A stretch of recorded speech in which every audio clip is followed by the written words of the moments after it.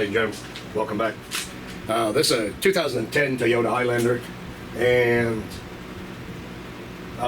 been to another shop trying to figure out why the blower motor is not working.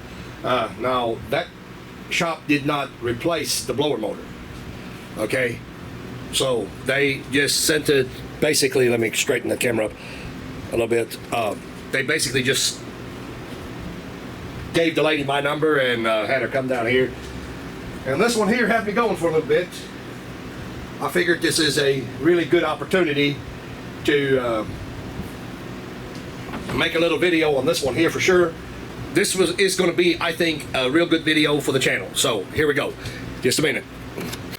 So first things first is I looked for fuses. Okay, so that's the very first thing that I did. Fuse box over here, and I found the broken wire that is actually connected to the battery. I had to mend that wire. And I looked on here. This is a bit weird, to say the least.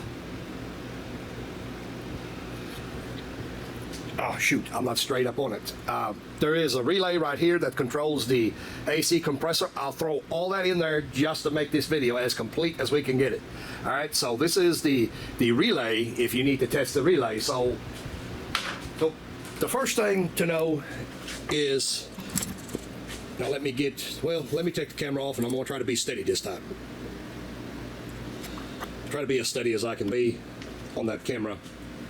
So first things first, right there is your look at the fuse box. All right, so you see what we got here. So you pop the lid off. Okay, this is the lid for it. You pop the lid off, and this is what we got. Well, there is a subsection to it. There's 4 clips right here.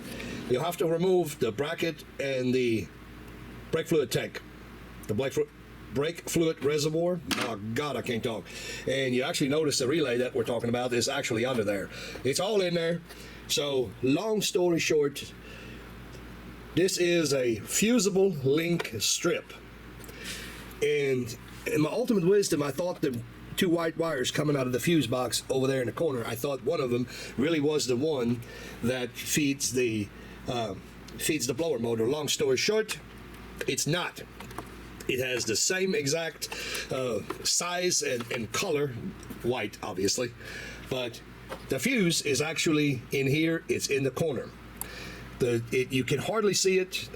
I don't know that you can see it. So what you do is you have to take the first stage here. You have to take it off. You undo this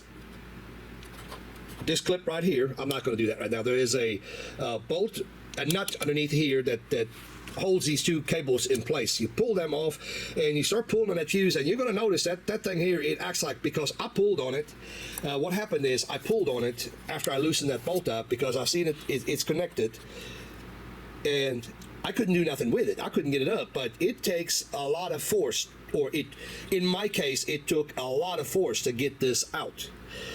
So I finally, after I fumbled around with it for a while, I finally looked at service information and seen that comes out. It just slips out. I couldn't figure out how to get it out of there. That's how tight it was. I mean, I had pliers on there ripping.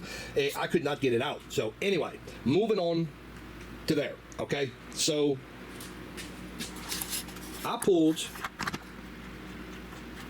wire diagram, of course, as I didn't know how this system operated, so we have to know that in the first place. We have to know how the system operates. So let me see if you can see, and then I'll try to explain it based on this wire diagram.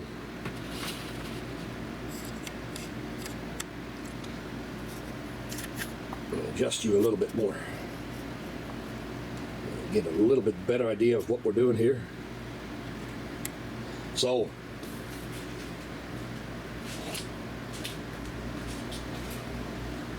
right there is the blower motor, and this blower motor has the control board built into it. This is a pulse width modulated system, and that pulse width modulated system is on this red wire that goes to AC amplifier that's behind the dash. You have to pull the removed glove compartment and all that good stuff to get to that. But anyway, the wire gets fed a signal from there, and in turn, this AC amplifier speaks on a LIN bus from the center console, basically your switches, the AC control. That's how it communicates, and this is basically telling the amplifier, I need this much signal, I need that much signal, that much signal. It increases. Never mind. Show, not tell.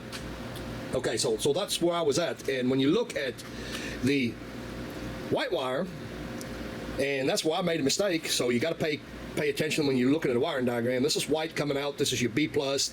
That's the power feed that comes from the fuse up here. But what I neglected to see is there's a connector in between right there.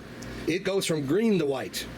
So I made that mistake because that white wire had power on it the whole entire time. I thought, well, there's a break somewhere else or something happening. So I made that mistake in the beginning.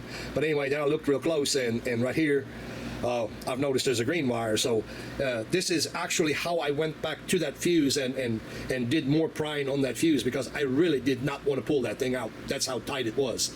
You know, that's just the way it happens sometimes, and it is what it is. You know, it's a process of diagnosing. Sometimes you get the bear, sometimes the bear gets you a little bit.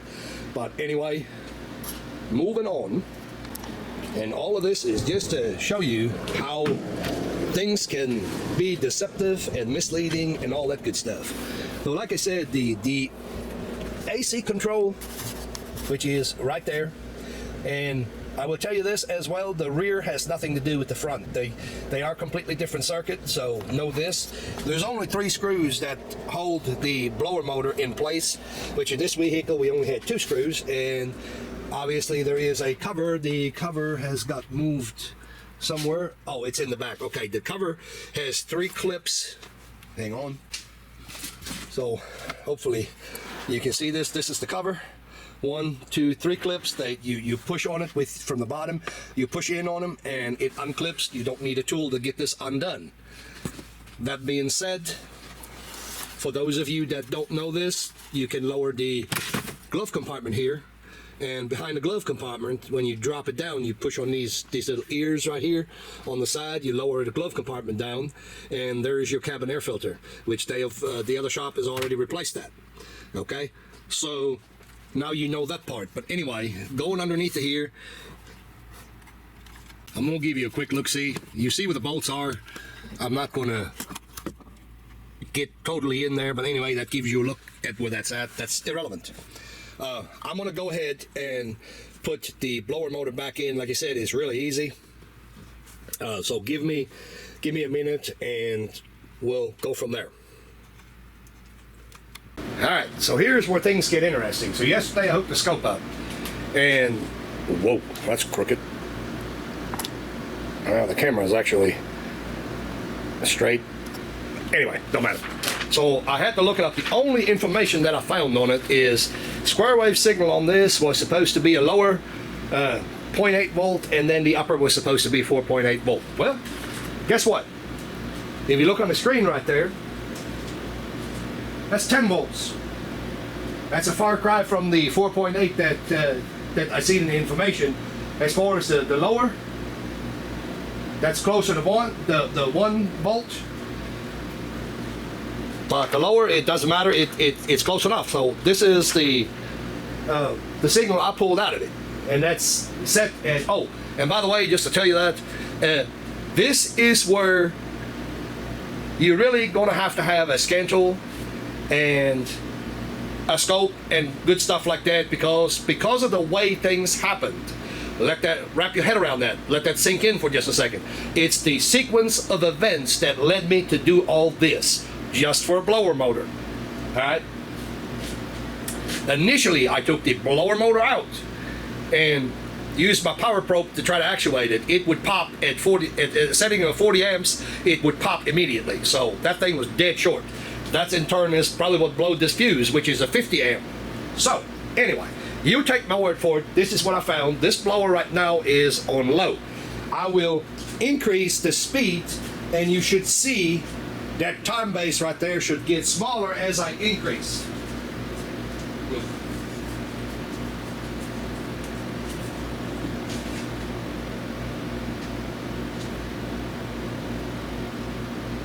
Okay, that's on low all the way, so this is the next one, and the next one, and the next one, so pay attention to this street.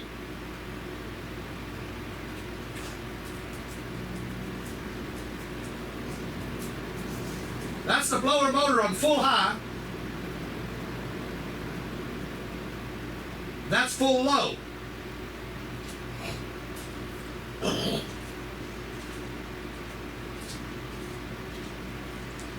So, that being said, I wanted to show that, make this a complete video. And by the way, if I hear a stupid comment on the talking part of it, that's part of this, I will delete it and you just wasted your time. Anyway, going back to the other.